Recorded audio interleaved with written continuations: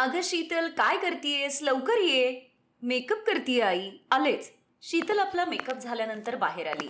तिची आई खूप वेळापासून वाट पाहत होती. दोघी मंदिरात जाणार होत्या. मेकअप करायला किती वेळ लागतो ग तुला? वेळ लागतो आई, तुला नाही कळणार. हो हो, मी तर म्हातारी झालीये ना, मला कसं कळणार? अगं पण घरातलं कामही शिकायला पाहिजे ना.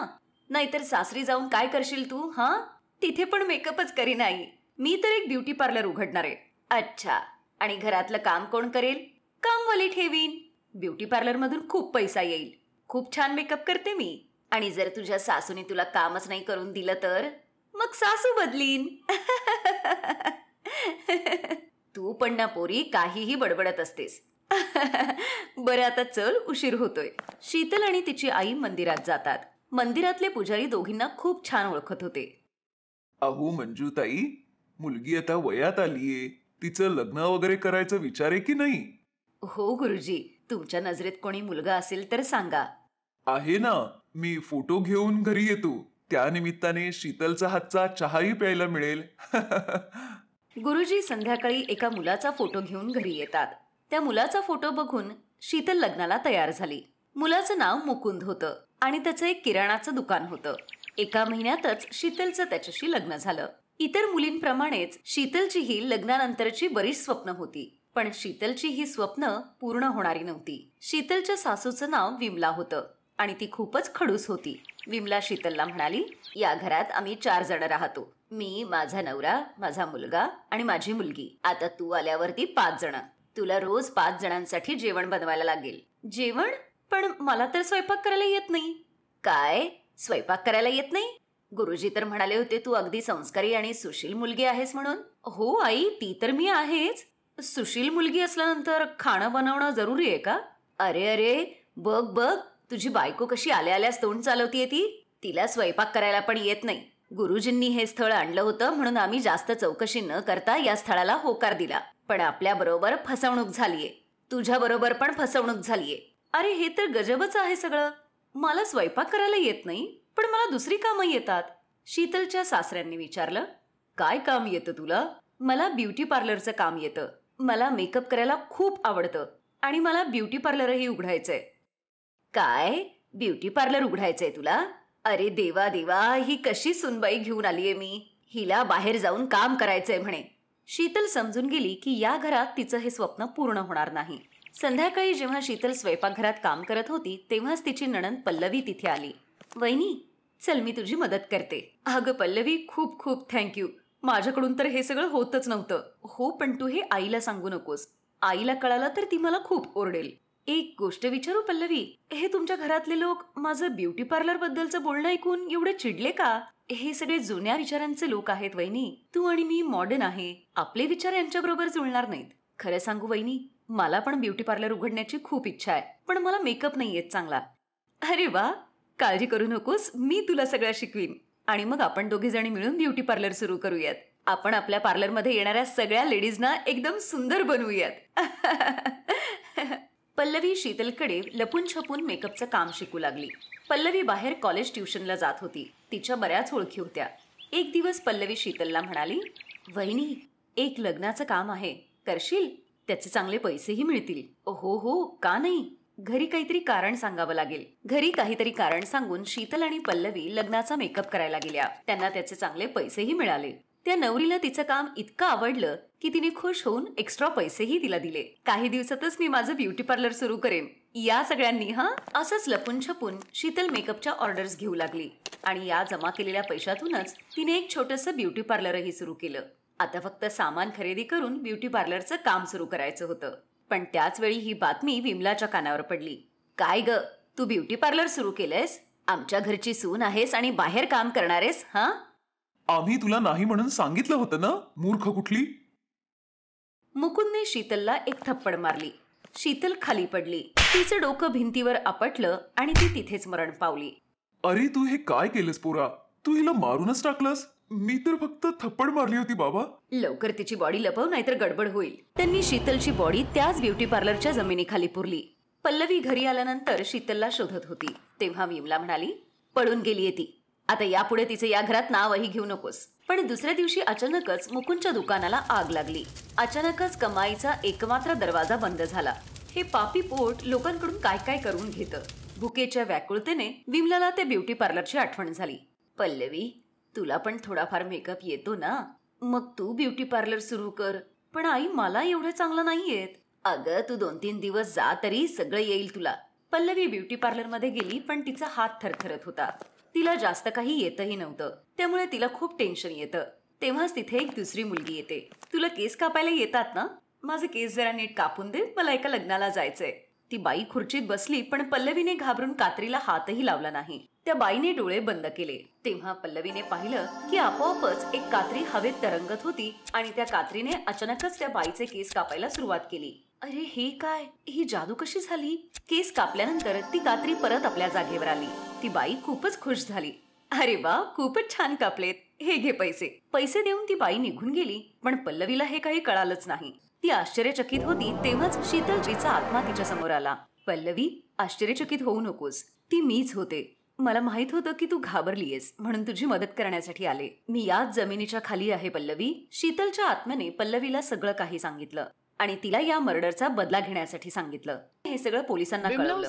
शीतलच्या नवऱ्याला आणि सासूला अटक झाली. आता पल्लवी एकटीच त्या घरात राहू लागली आणि आपलं ब्युटी पार्लर चालवू लागली. शीतलचा आत्मा त्याच ब्युटी पार्लर मध्ये राहत होता, कारण तिची तशीच इच्छा होती. ती जादुई पद्धतीने लोकांचा मेकअप करू लागली. त्यामुळे पल्लवीची पण चांगली कमाई होत होती आणि शीतलही अगदी आनंदाने आपलं स्वप्न पूर्ण करत होती. भरतपूर गावात प्राची नावाची एक खूप गोड मुलगी आपल्या आई वडिलांबरोबर राहत होती. प्राचीचे वडील महेंद्रला जुगार आणि दारूचे व्यसन होतं. दररोज पत्ते खेळणं आणि दारू पिऊन आपला मित्र हरीश बरोबर उनाडक्या करत फिरणं हेच त्याचं काम होतं. प्राचीची आई पूनमकडे एक जुनं शिलाई मशीन होतं. गावातल्या बायकांचे कपडे शिवून देऊन ती आपल्या कुटुंबाचा रोजचा खर्च भागवायची. पूनम, हे घे तुझे 20 रुपये. झाला ना माझा कुर्ता नीट शिवून? हो, आता एकदम नीट मापाचा झालाय. सरलाताई, मी म्हणत होते की आता धाग्याचा रीळ पण 10 रुपयाचा 20 रुपयाला झालाय. त्यामुळे कुर्त्याची शिलाई 50 रुपये दिलीत तर बरं होईल. हे बघ पूनम, गावात अजून दुसरे पण टेलर आहे जे तुझ्यापेक्षा पण चांगली शिलाई करतात. मग तुला 50 रुपये द्यायचेच असतील तर मी त्यांच्याकडूनच शिवून घेतले असते ना. पण तुझी दया येते असं वाटतं. चला, तुला थोडेफार पैसे तरी मिळतील म्हणून तुला मी माझे कपडे शिवायला देते. आता मी 20 रुपयापेक्षा 1 रुपया पण जास्त देणार नाही. पूनम बिचारी मजबूर होती, त्यामुळे तिला कमी पैशातच शिलाई करावी लागत होती. गावातल्या बायका तिला 20-30 रुपयांपेक्षा जास्त पैसे देत नव्हत्या. पण पूनमकडे जे काही पैसे जमा व्हायचे ते महेंद्र जुगार आणि दारूसाठी घेऊन जायचा. असाच एक दिवस, अहो, हे पैसे मी प्राचीच्या शाळेच्या पुस्तकांसाठी ठेवले. तिची 4थीची पुस्तकं मला बाजारातून विकत घ्यायची. अरे, त्या कार्टीला शिकून काय मोठं तीर मारणार आहेस? हे पैसे मला दे. आई, आता माझ्या शाळेची पुस्तकं कशी आणणार? बाबा तर सगळे पैसे घेऊन गेले.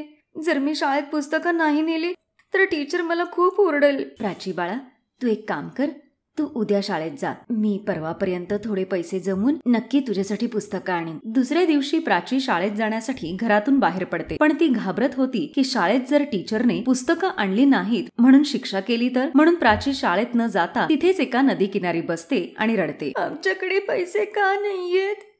आम्ही पुस्तकं पण विकत घेऊ शकत नाही. बाप्पा, तू तर सगळ्यांची मदत करतोस ना, माझी पण मदत कर ना. मला शाळेत जायचंय, शिकायचंय, मला खूप पैसे कमवायचेत बाप्पा. पण जर आम्ही गरीबच राहिलो तर मी अभ्यास कसा करू?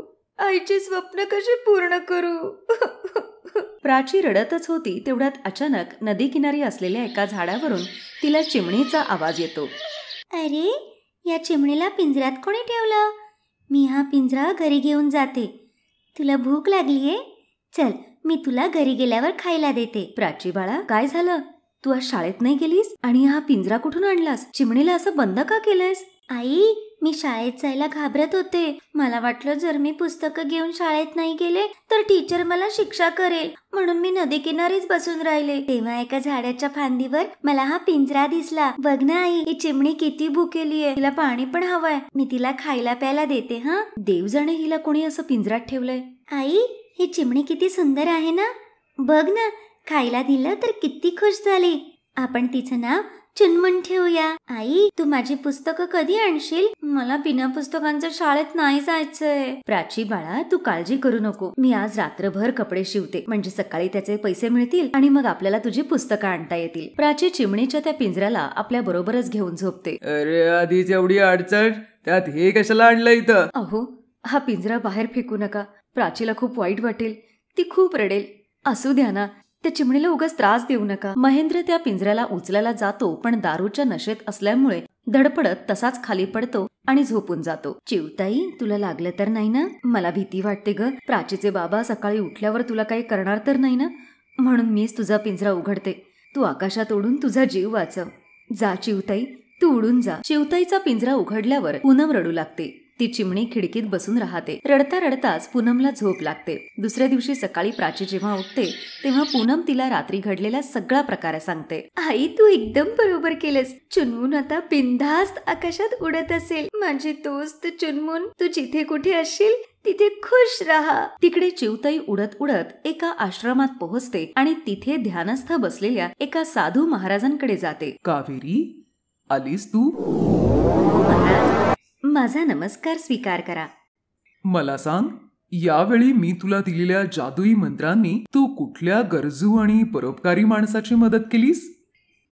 महाराज, एक खूपच गोड मुलगी मला तिच्या बरोबर तिच्या घरी घेऊन गेली. अच्छा, हे तर खूपच चांगलं केलेस. तू मी घेतलेल्या परीक्षेत पास झाली आहेस. तुझ्यामुळे आता त्या गरीब मायलेकींना त्यांची गरिबी दूर करण्यासाठी लवकरच चांगलं फळ मिळेल. महाराज, जी माणसं प्रेमळ असतात आणि संकटात सापडलेल्या लोकांना मदत करतात, देव त्यांची नेहमीच मदत करतो. इकडे पूनम काळजीत होती की अजून एकही कपडा शिवून झाला नव्हता. प्राची, आज शाळेला दांडी मार. मी दुपारपर्यंत कपडे शिवते, मग संध्याकाळी नक्की पुस्तकं आणूया. ठीक आहे? ठीक आहे आई, तू कपडे शिव. मी तुला माझ्या हातचा चहा करून देते. माझी बाळ किती शहाणी आहे ग. मी ना आता आधी सुनीताताईंचा ब्लाऊज शिवते. कटिंग करून ठेवलंय, लगेच होऊन जाईल. पूनम कापून ठेवलेल्या कपड्यांना शिलाई मशीनवर ठेवते तर मशीन आपोआप सुरू होते आणि एक छान ब्लाऊज शिवून तयार होतो. अरे, हा कसा चमत्कार! माझी शिलाई मशीन आपोआप सुरू झाली आणि ब्लाऊज शिवून पण तयार झाला. दुसरा कुठला कपडा? हा, हे सलवारचं कापड कापून ठेवते. अरे हे काय, मशीन पुन्हा सुरू झाली आणि मशीनने सलवार शिवली पण. प्राची, लवकर इकडे ये. आणि हे बघ, ही शिलाई मशीन तर जादूची मशीन झाली. बघ, आता मी कुर्त्याचं कापड कापून ठेवते मशीनवर. हो आई, ही मशीन तर स्वतःच चालू झाली आणि छान ड्रेस पण शिवला या मशीनने, तेही इतक्या लवकर. प्राची बाळा, मला असं का वाटतंय की तू ज्या चिवताईला आपल्या घरी आणलं होतं ती कोणी साधी सुधी चिवताई नव्हती, तर ती कुठली तरी दैवी शक्ती होती जी आपल्यासारख्या गरिबांची मदत करायला आली होती. देवा, तुझे लाख लाख उपकार आहे. तू माझी सगळी अडचणच दूर केलीस. आई, म्हणजे आता तू मला नवीन पुस्तकं घेऊन देशील? हो माझ्या बाळा, आता तर तुला मी नवीन पुस्तकं, नवीन कपडे, नवीन खेळणी, नवीन चपल, सगळं सगळं नवीन घेऊन देईन. माझी प्राची आता खूप मोठी होईल. पूनम कपडे कापून शिलाई मशीनवर ठेवायची आणि अवघ्या मिनिटातच कपडे शिवून तयार व्हायचे. हळूहळू पूनमच्या शिलाईचं कौतुक आजूबाजूच्या गावातही पसरलं. आता तिच्या आयुष्यातल्या सगळ्या अडचणी दूर झाल्या होत्या. महेंद्रनेही दारू पिणं सोडून दिलं होतं. पूनमने गावातच एक कपड्यांचं दुकान घातलं. प्राची आपल्या आई वडिलांना असं एकत्र काम करताना बघून खूप आनंदी होते. Best buddies. हॅलो मित्रांनो, हा व्हिडिओ पाहिल्याबद्दल धन्यवाद.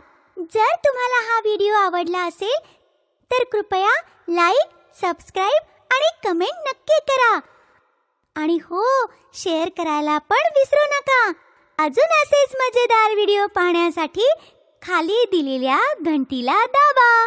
बघत रहा बेस्ट बडीज.